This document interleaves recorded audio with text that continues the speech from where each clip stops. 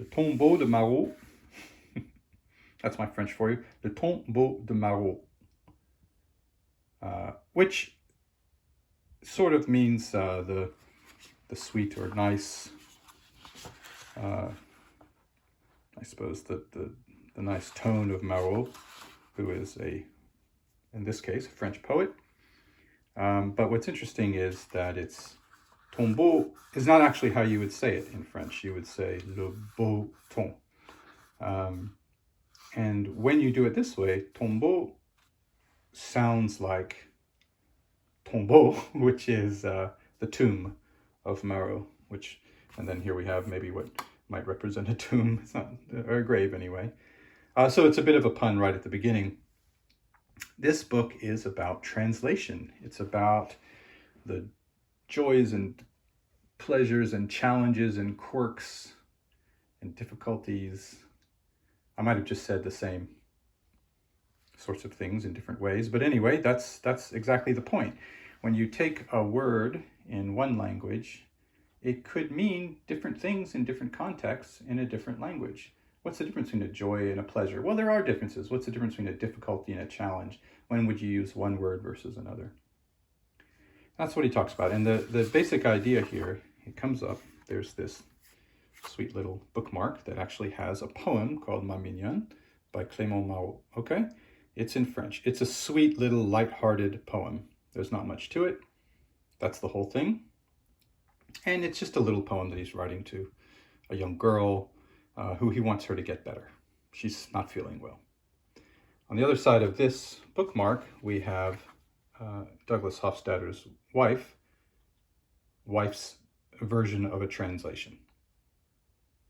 But throughout the book, there are dozens, I don't want to say how many because I don't really know, dozens of different translations of the same poem into English. And you may consider that here's two in a row. This is Douglas Hofstadter's translation. Here's another one.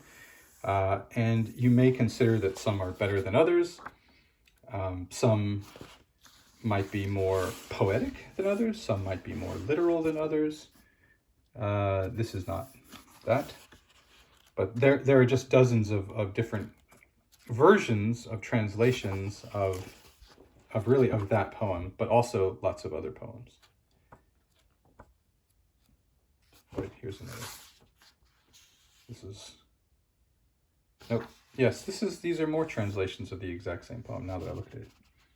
Dear, your bard sends this card, get well soon, days in the room. Yep, it's all the same. And so, let's see, what feel bad, egad, the flu, sort of a lighthearted version of the same poem, right? So the point is that you can translate if you're trying to go for the rhyming scheme, if you're trying to go for the way that it feels, if you're trying to go for the, as I say, the literal words, if you're trying to go, well, lots of different ways to translate not only any given word, but especially when you start having context.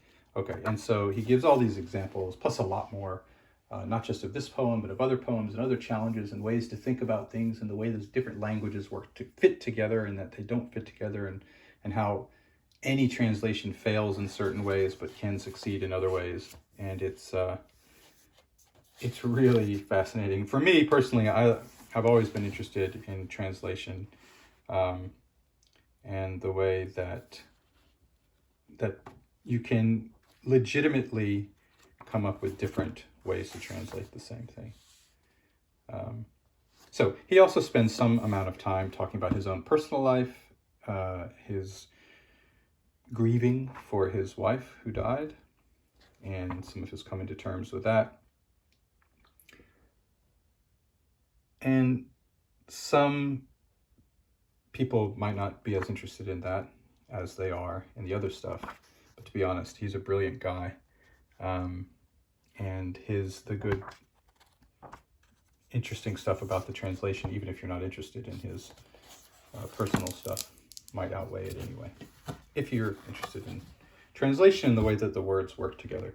You don't have to be interested in translation as such, but if you think it's interesting that, German does it this way, but English does it this way, but French does it this way, I find all that stuff interesting.